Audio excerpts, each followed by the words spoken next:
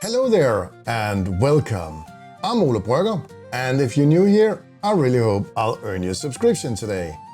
In previous videos, we have painted some miniatures from the starter set of the Gamemaster. This is Army Painter paints with Fanatic paints, like the complete set. At Christmas last year, I got this Wilderness Adventures, and now I have been out buying the last piece of the Gamemaster sets. This piece is the last set. There is a miniature in here and some colors. If you have the Adventure starter set, these two packages will be like upgrades. So let's see what's inside the box and paint the miniature.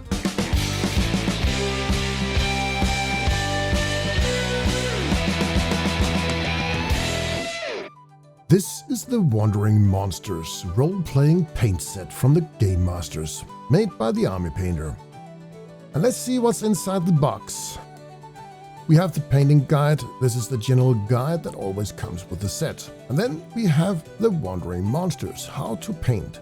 And this is a guide how to paint the miniature that's with the set. We also have an adventure, Troll Trouble. And then we have the color comparison table. This is something I'm not a fan of, and I don't want to go into deep with this, but yeah, I might get back to that later. And then we have a flyer with all the Fanatic paints, and here you can see the full color range with the flexible triad system and all the other effects and metallics. There's also a brush. This is a base coat brush, a very standard synthetic brush, and they're fairly good. There's a wash, dark tone, a metallic paint, copper coin. It matches the true copper from the Fanatic range. And then we have cursed weapon, and it matches the dark emerald. And the paint we're going to start out with, the brush on primer. And finally, we have an effect paint, True Rust. But why change the name to True Rust when we have something called Fresh Rust? From the Warpaint Fanatic, a miniature on a spool. This is the troll. We are going to assemble that later. And then we have the second tray in the box, which is the acrylic paints.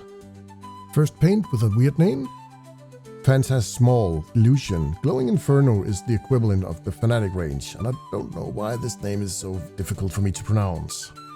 Warlock Hex is the equivalent to the Prairie Ochre. Lycanthrope Grey has a cousin called Wolf Grey in the Warpaint Fanatics. Zombie Flesh, Necrotic Flesh, same. Skeleton Bones or Bony Spikes, your weapon of choice to paint bones. Rigid Leather or Brigandine Brown, Mutant Purple or Mage Cast Magenta, Maggie Missile or Deep Ocean Blue, Gorgon Skin or Marine Mist.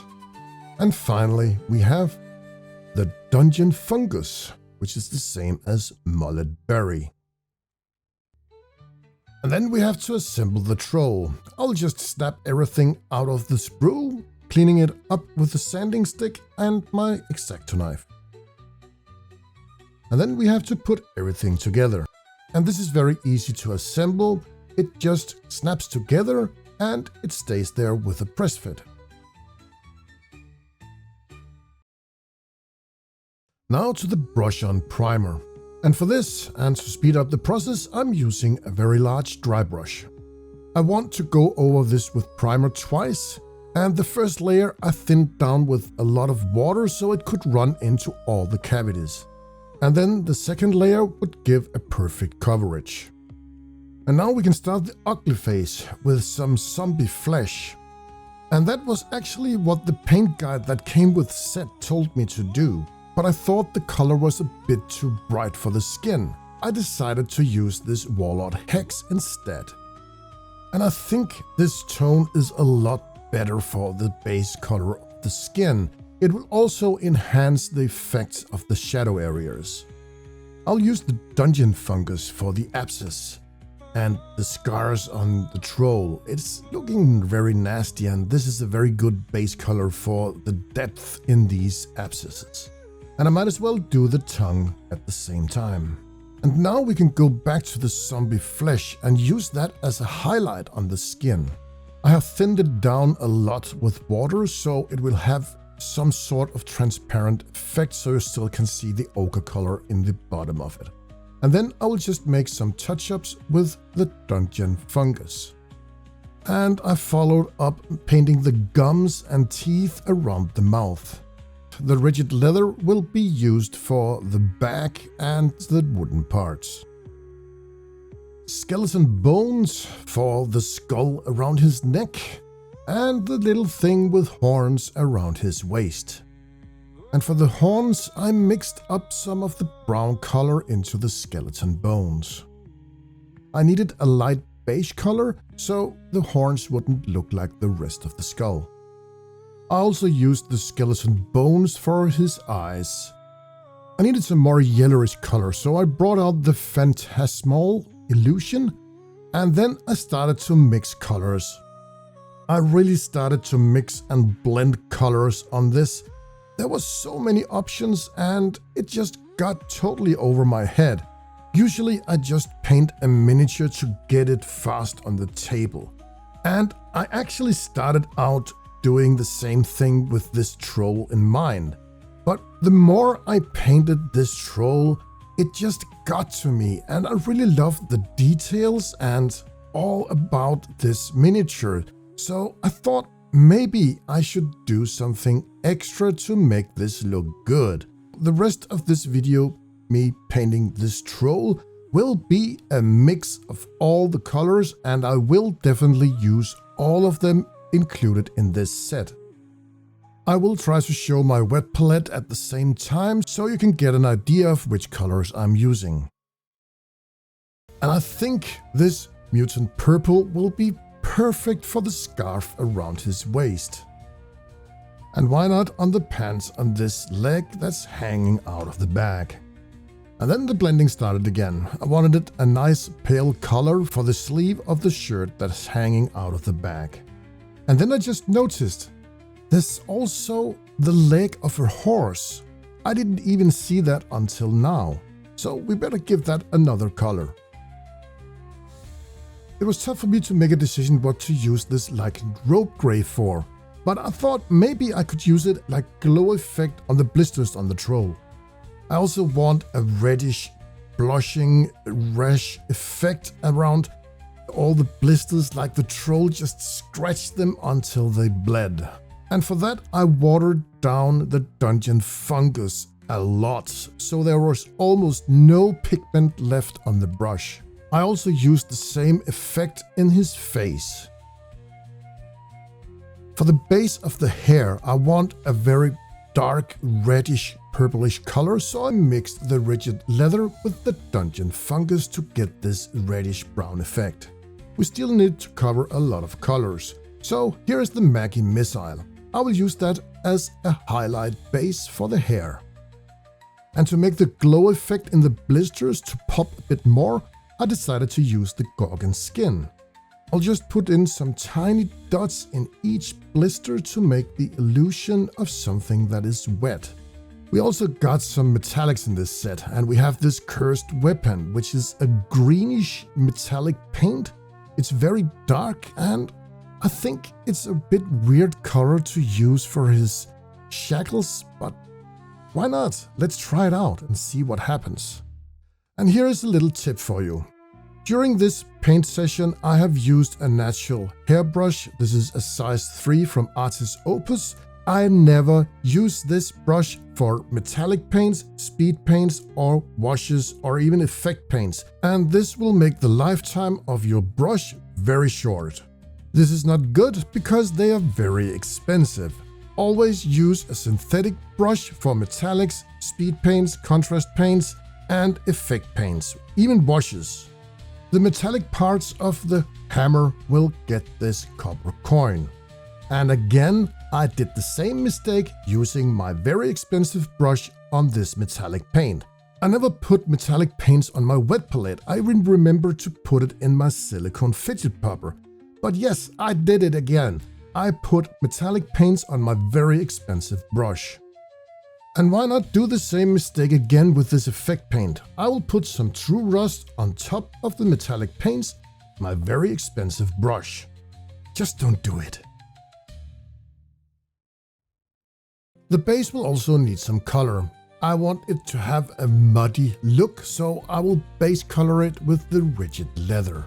There is a lot of area to cover on this base, so to speed up the process I will use one of my larger dry brushes. This is the same brush I used to apply the brush on primer. And now we're talking about a dry brush. Why not use this Warlock Hex to dry brush the base? When dry brushing, it's all about having as little paint in the brush as possible. You can always add more color, but you can't remove it again. I dip it carefully in the paint, dry it off in a cloth, and then I just lightly scratch it over the surface of the area I want to paint. There is one wash included in this set, and it is the dark tone.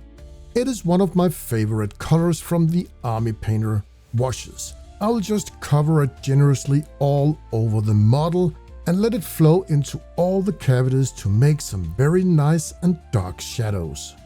I use an old brush. This time I actually remembered. I used an old fluffy brush I don't care about to spread the wash all over the model. It takes longer for a wash to dry than ordinary acrylic paints, so leave it for a good while before you start painting over it with ordinary paints.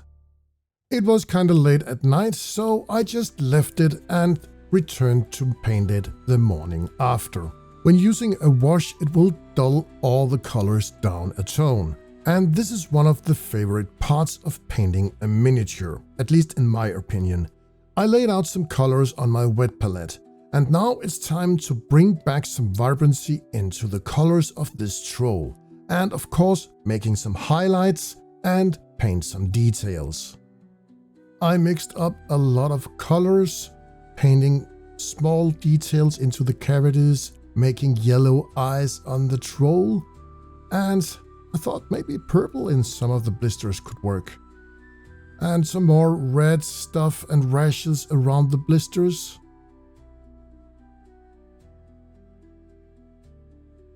And finally the pupils in the eye. And now this troll, yeah, I think is good to go. I had so much fun painting this troll.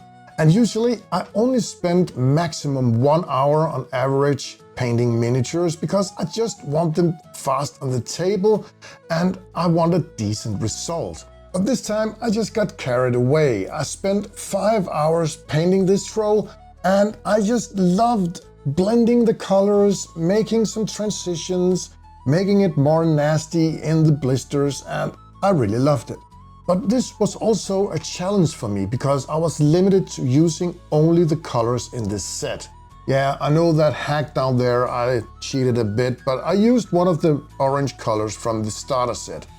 And talking about these sets, if you are a new painter and you want to get into the hobby, this is a very good starting point.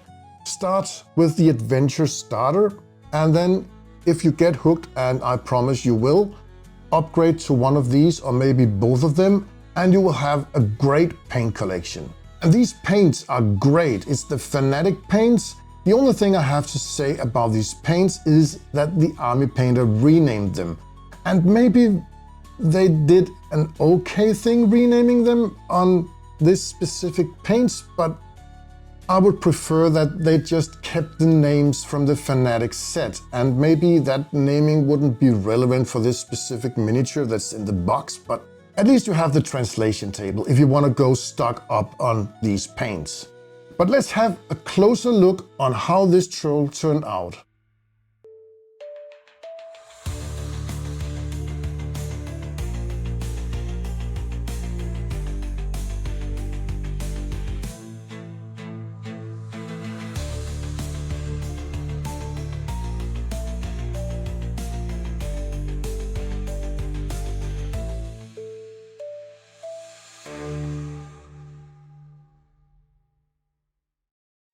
Thank you so much for watching this video to the end. I really appreciate you being here, and If you already haven't done it and you think I've earned it, hit that subscribe button, give me a thumbs up, and leave a comment below. And maybe even share this video with your friends if you have an idea of someone who would like to go into the hobby. I could highly recommend you watching this. And go check out the Army Painters videos as well. There's a great tutorial on their YouTube channel. Thank you for watching, and I will be back soon.